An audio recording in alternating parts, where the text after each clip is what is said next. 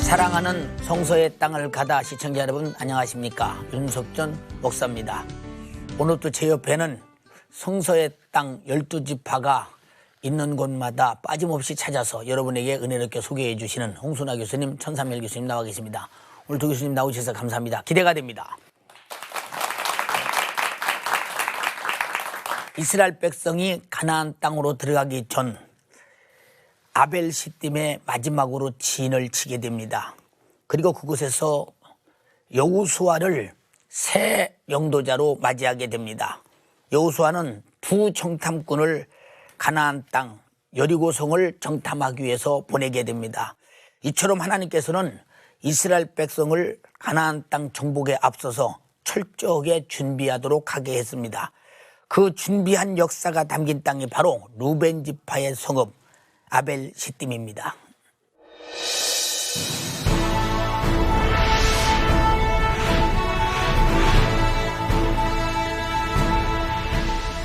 사해 동쪽 요단 동편에 있는 모압 평지를 달려 동쪽으로 12km를 가면 아벨 시딤이 나온다.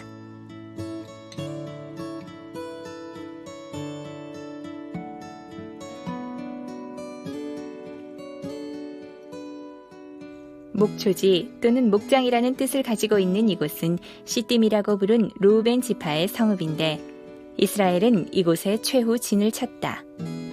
발락이 발람에게 이스라엘 백성을 저주하라고 말합니다. 그러나 발람이 저주할 수가 없는 것은 하나님께서 절대 저주를 못하게 합니다. 그래서 3번씩이나 저주하라 말했지만 오히려 축복을 했습니다. 이곳에는 성경 속 역사를 그대로 만날 수 있는 특별한 나무가 있다. 지금부터 3600년, 700년 전에 출애굽하면서 광야에서 하나님께서 성막을 지으라고 명령하실 때 이 시딤나무를 가지고 지라고 그렇게 말씀하셨습니다. 지도에 정확히 표시되어 있지 않은 루벤 지파의 메마른 땅이지만 성막을 짓고 언약궤를 만들었던 시딤나무는 여전히 이곳에서 자라고 있다. 여러분은 지금 화면을 통해서 아벨 시딤을 보셨습니다.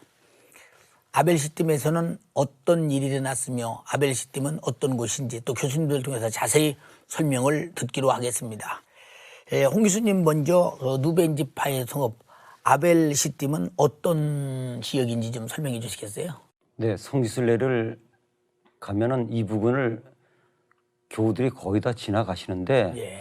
아벨 시딤이라고 하는 지명조차 또 여기서 사실 이스라엘 역사에서 엄청난 일이 일어났는데 그것조차 기억 못하고 다니는 것을 안타깝게 생각하면서 이 프로를 통해서 이 아벨 시딤이라고 하는 중요한 장소를 소개하게 된 것이 너무나 감사하게 생각합니다. 지도를 한번 보시겠습니다. 예. 성지의 서쪽에는 지중해가 있습니다. 그리고 이제 이 지역이 이스라엘입니다. 그리고 동쪽으로 오면 사해라고 이야기하는 염해가 있고요. 여기서부터 요단강이 계속됩니다.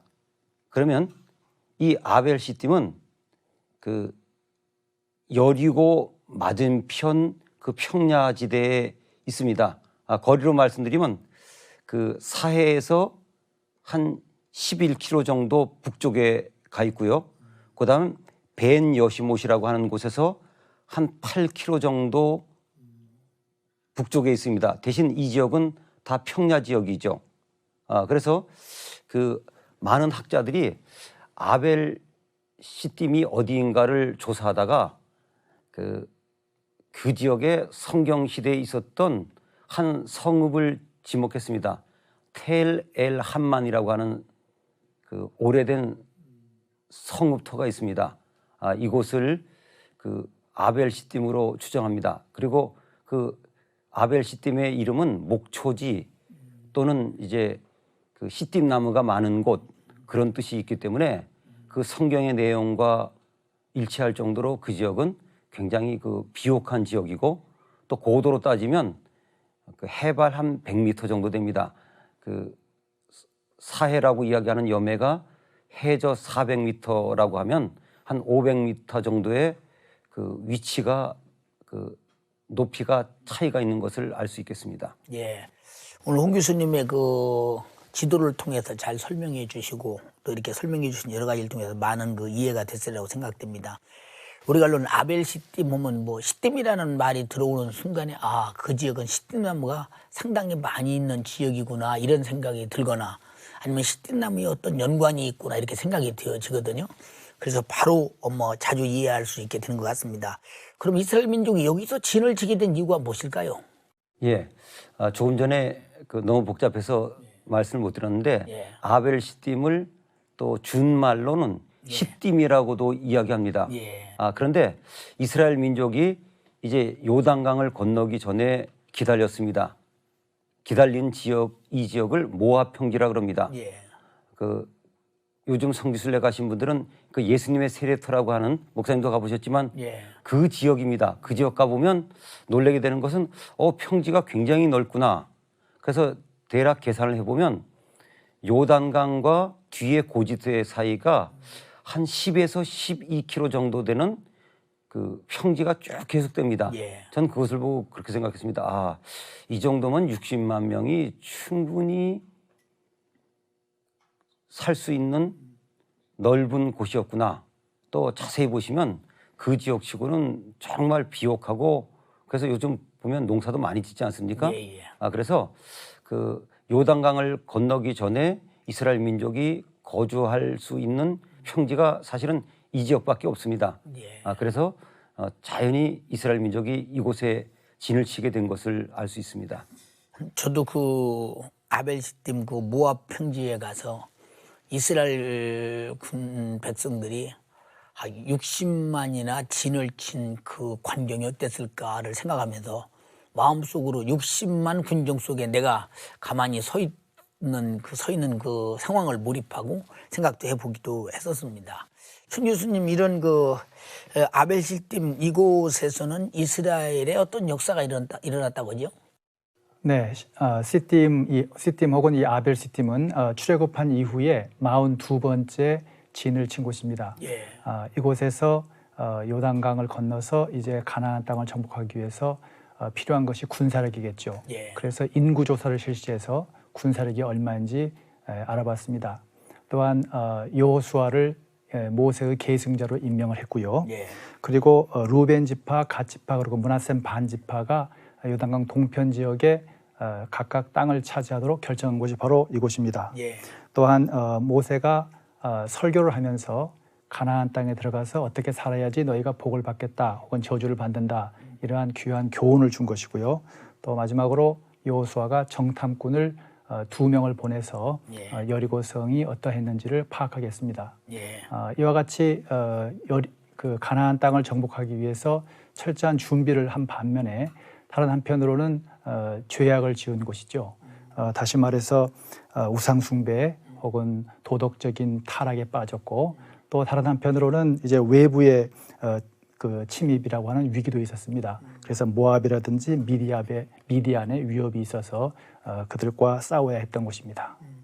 그러면 천 교수님 이곳에서 그럼 이스라엘 민족이 오늘 말씀을 대충 들어보니까 왜 징벌을 받았는지 대충 이해가 되는데요. 그 징벌받게 된 사건을 좀 자세히 설명해 주시겠어요? 네, 민수기 25장에 보면은 예. 이스라엘 백성들이 이 시딤 혹은 아벨 시딤에 머무는 동안에 모압 여인들과 음행에 빠졌다라고 하는 내용이 있습니다. 예. 가나안 땅을 정복하려고 하면은 이에 대한 철저한 준비를 하고 또 새로운 각오도 해야 되는데 그들이 도덕적으로 해이해져서 신앙적으로 무너지고 말았습니다. 예. 이로 인해서 전염병이 돌아서 약 2만 4천 명 정도가 죽었습니다. 성경은 바로 이 신앙적인 측면에서 모든 사건을 바라보기 때문에 이 전염병이 돈 것을 하나님의 심판으로 그렇게 규정을 하고 있습니다. 이 사건은 제사장이었던 비느하스 때문에 끝났는데요. 비느하스는 현장에서 현행범들을 잡아다가 처형을 하고 그것을 더 이상 하지 못하도록 큰 경각심을 일으키게 했습니다. 그 뒤에 이제 하나님의 심판이 끝난 걸로 되어 있습니다. 예. 참 우리가 이렇게 보면은 나 같으면 그렇게 안 했을 것이다 이런 생각이 듭니다.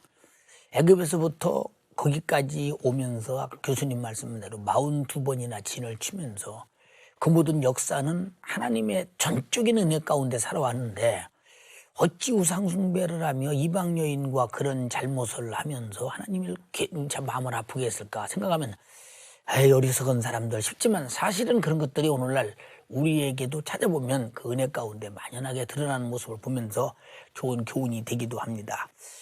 이번에는 루벤 지파의 또 다른 성읍들입니다. 바로 벳 여시못과 스밤입니다.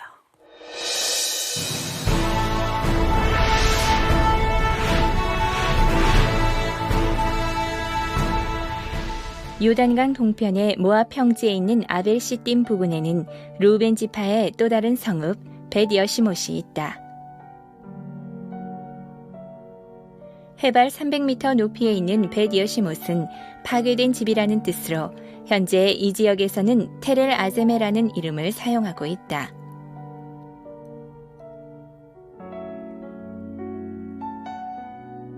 이곳은 청동기 시대부터 사람이 살았던 곳인데 아인 아제메라는 샘이 있어 지금도 시원한 물이 마른 땅을 적셔주고 있다. 모압 평지를 지나 헤스본에서 남서쪽으로 향하면 루벤 지파의 땅 스밤이 나온다. 약 27,000평방미터에 이르는 이 유적지에는 청동기 시대와 로마 시대, 비잔틴 시대의 토기 조각이 발견되었고 성경 시대 포도원이 유명했던 이 지역엔 현재도 포도원이 남아있다. 여러분은 지금 화면을 통해서 벳 여시못과 스밤을 보셨습니다. 그곳에서는 또 어떤 일이 일어났을까 궁금합니다. 또 알아보려고 합니다. 홍 교수님, 루벤 지파의 성읍 벳 여시못은 어디인지 그것부터 좀 설명해 주시겠어요? 예, 그 역시 익숙하지 않은 지역이라서 예. 지도를 보면서 설명을 드리겠습니다. 예. 그 당연히 이 벳 여시못은 요르단입니다. 이 지역 전체가 이제 요르단이라고 하는 곳인데 그 사해를 기점으로 말씀을 드려야 되겠습니다. 그 사해 가면 사해 제일 북단 쪽에 오른쪽으로 한 3km 정도 가면 그 평지 가운데 있는 조그마한 언덕입니다. 예. 현지 사람들은 텔 엘 아제메라 그럽니다. 그리고 이제 요단강으로 이야기하면 한 5km 정도 동쪽에 있는 아주 조그마한 그 언덕입니다. 예.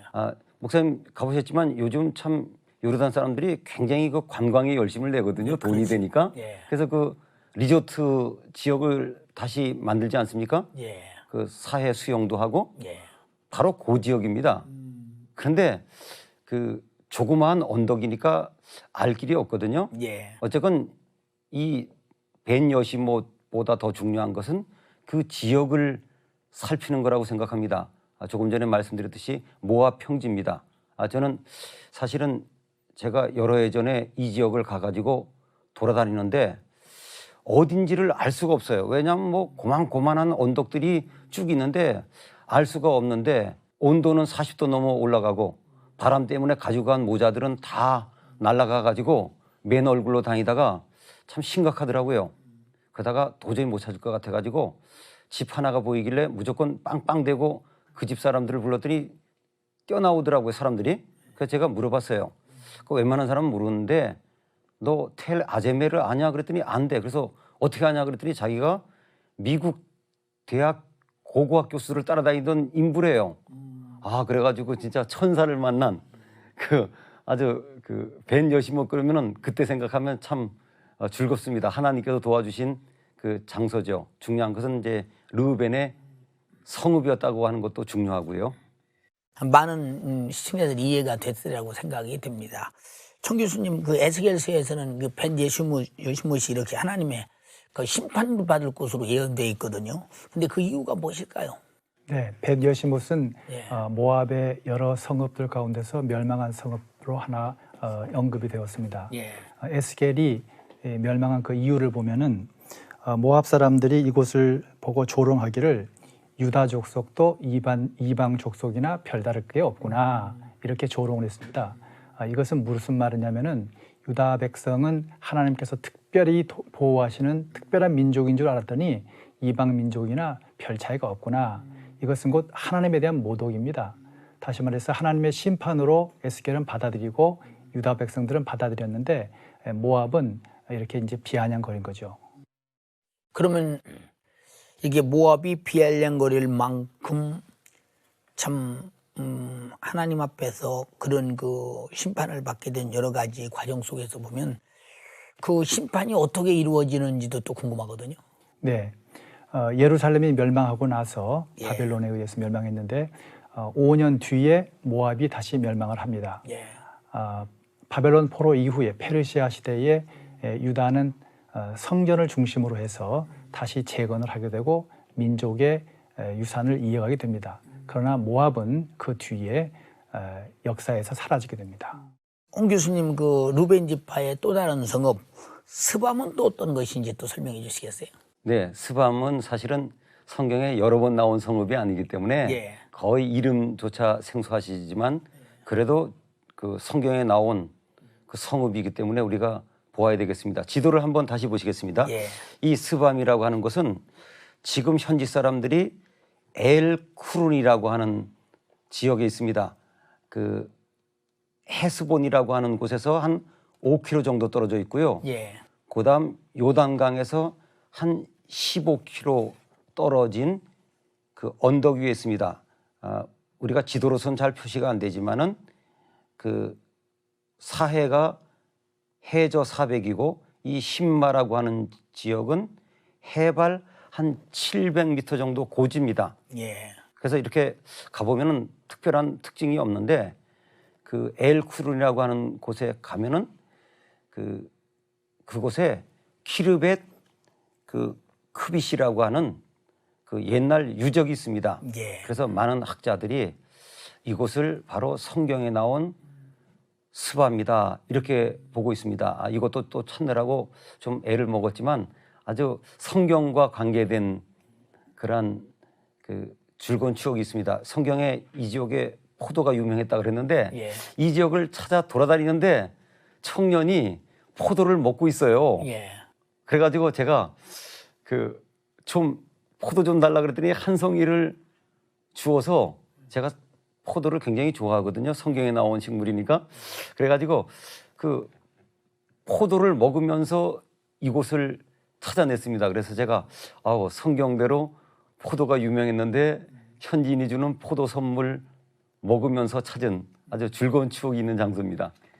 우리 홍 교수님 같이 이렇게 그저 보따리를 싸 가지고 성경에 나온 성지는 어느 곳이든 찾아보겠다고는 그 일념으로 참 열심히 찾다 보니까 이 시청자들이 이렇게 안방에 앉아서 가보지도 않고 듣고 알을 수 있는 거 참 하나님께 감사드리고 홍 교수님께도 참 감사한 마음 가득합니다. 청 교수님 그 이곳에 대한 하나님의 예언이 있다는데 그 예언이 무엇이죠? 예, 이곳 스밤은 신마라고도 불리웁니다. 예. 지금 말씀하신 대로 포도가 많았고 또 포도가 많으면 포도주로 유명합니다. 예. 이 스밤도 마찬가지로 포도주를 많이 생산을 했고 이 포도주를 왕들이 마실 정도로 대단히 유명한 양질의 포도주를 생산했습니다. 이것은 곧 포도주를 수출도 했다는 말인데요. 예. 이러한 포도밭, 이러한 포도주의 모든 공장들 이런 것들이 전부 다 황폐화될 것이다. 이렇게 예언자들이 예언을 했습니다. 예. 포도 얘기를 하니까 포도가 먹고 싶은데 포도가 있던 방청객들과 다 나눠 먹고 좀 했으면 좋겠다. 그런 생각이 듭니다. 청 교수님, 그 루벤 지파는 이스라엘의 그 역사 속에서 참 어떤 흔적이라도 남기는지 좀 알고 싶습니다. 네, 루벤 지파는 예. 잘 아시는 대로 장자 지파입니다. 예. 이 장자 지파는 갓 지파와 함께 가축이 대단히 많았습니다. 예. 그들은 요단강 동편 지역에 일찍 정착을 했습니다. 예. 가축이 많았기 때문에 요단강을 가축을 데리고 건넌다는 것은 좀 불편했겠죠. 예. 그래서 일찍 정착한 것으로 파악이 됩니다.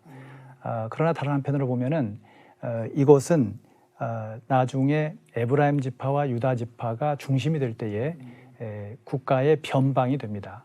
또한 주변에 모압이라든지 암몬이라든지 또 시리아라든지 이러한 세력들이 이쪽을 계속 침공하고 또 빼앗으려고 했기 때문에 그들과 계속 충돌이 일어납니다. 그러면서 점점 이 세력이 약화가 됩니다. 루벤 지파가 이렇게 힘을 얻지 못하고 약화가 된 이유를 두 가지로 볼 수 있는 대로 네. 하나는 환경적인 요인이고 다른 하나는 내부적인 요인이라고 볼 수가 있습니다. 예. 환경적인 요인은 아까 말씀드린 대로 외부의 침입이 대단히 많이 있었고 국가의 변방이라고 하는 것이고 예. 내부적인 이유로는 유능한 지도자가 없었다는 것입니다. 유능한 지도자가 있었다면은 어떠한 어려움이라도 이길 수 있는 힘을 만들어낼 수 있었겠죠. 예. 이런 것이 참 루벤 지파에게 아쉽다고 생각이 됩니다. 예. 오늘 이렇게 교수님들 말씀을 들으면서 생소한 지리 그리고 루벤 지파 속에서 일어난 그런 역사 그런 걸 통해서 참 새로운 것들을 많이 발견하게 되고 또 성경이 우리에게 주는 메시지가 무엇인가도 알게 돼서 참 얼마나 다행스러운지 모릅니다.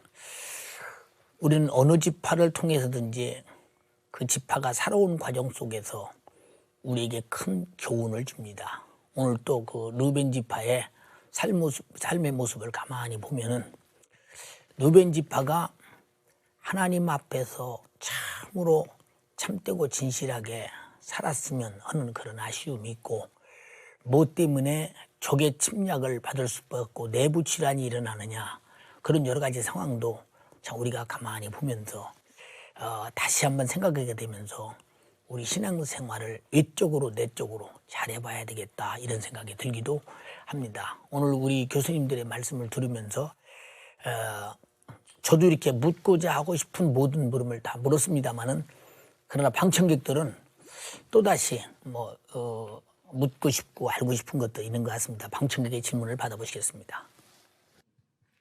홍 교수님께 여쭤보겠습니다. 성경에 보면 조각목이 나오는데 이 나무에 대해서 궁금합니다. 예, 재미있는 질문을 하셨습니다. 제가 예전에 그냥 열심히 성경만 읽을 때 조각목이라고 하는 말이 나오면 사막 광야에서 법궤도 조각목으로 만들었으니까 사막에서 나무가 없으니까 우리가 흔히 이야기하는 각계목 뭐 이렇게 짜투리 나무를 모아서 성막 만드는 데 썼구나 이랬었는데 알고 봤더니 어이가 없습니다. 왜냐하면 조각목이라고 한 것은 우리 번역이고요. 현지에서는 시띠나무라고 합니다. 오늘 그 아벨 시딤의 시딤이라고 하는 그 뜻에서 잠깐 말씀드렸는데 이 시딤이 지역 이름도 있고 또 현지에서는 시띠나무라 그럽니다. 그러니까 우리 한글만 번역에만 조각목이라고 되어 있습니다. 그러니까 조각목이 시띠나무인데 우리나라에서도 그 이름이 같은 나무들이 많죠. 아카시아. 예, 그래서 그 지역에서 사실 나무가 별로 없습니다. 그 물이 많은 곳에서는 종려나무, 그 제투야다 나무가 있고요. 그다음 이제 그 다음에 그래도 나무다운 나무는 사실은 이 시띠나무밖에 없습니다. 그래서 저는 그럽니다. 왜 그 백향목처럼 좋은 나무가 아닌데 법궤를 그것으로 만들었느냐? 가장 큰 이유는 쓸만한 나무는 그거밖에 없었습니다.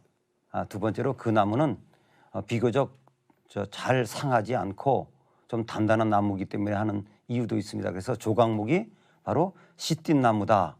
그렇게 이해하시면 되겠습니다. 청 교수님께 여쭤보겠습니다. 스밤은 포도를 많이 농사를 지었다고 하셨었는데 포도를 많이 재배한 이유가 무엇인가요? 네, 포도는 포도주를 만드는 재료지요. 이 포도주와 빵은 이스라엘 사람들이 주식을 했던 곳입니다. 그렇기 때문에 포도 농사를 많이 짓고 또 밀 농사를 많이 지었습니다. 또 다른 한편으로 이 포도는 당시 굉장히 귀중한 물물 교환의 수단이었습니다. 예를 들자면 솔로몬 왕이 히람 왕에게 나무를 받으면서 대신 주었던 것이 여러 물품 중에 하나가 바로 이 포도주입니다. 그렇기 때문에 이 포도는 당시에 물물 교환 혹은 음식 이런 것들을 위해서 대단히 중요하게 사용됐습니다. 오늘 홍 교수님, 청 교수님 나와주셔서 방청객의 답변까지 아주 은혜롭게 해주셔서 고맙습니다. 두 분의 이렇게 말씀을 들으면서 오늘 누반지파의 땅 아벨 시딤과 그 스밤을 살펴보면서 많은 은혜가 되면서 우리 믿음의 식구들에게 좋은 교훈도 되었습니다. 오늘 두 교수님 감사합니다.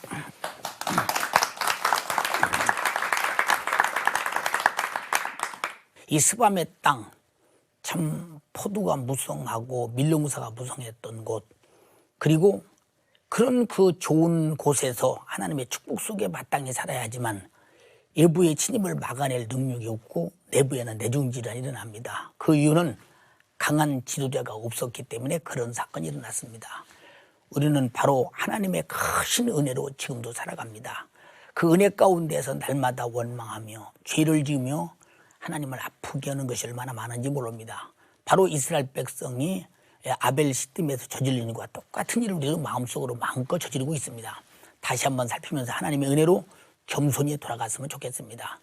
우리 속에는 진심으로 외침이나 내란이 일어나지 않도록 하나님의 말씀으로 성령으로 뜨겁게 무장되어서 우리 영혼을 잘 지켜서 스밤이 사라진 것처럼 사라지는 자가 되지 말고 주님 오시는 그날, 마지막 내 인생을 마치는 그날, 천국에서 영원한 나라를 기업으로 받는 축복된 우리 삶이 됐으면 좋겠습니다. 감사합니다.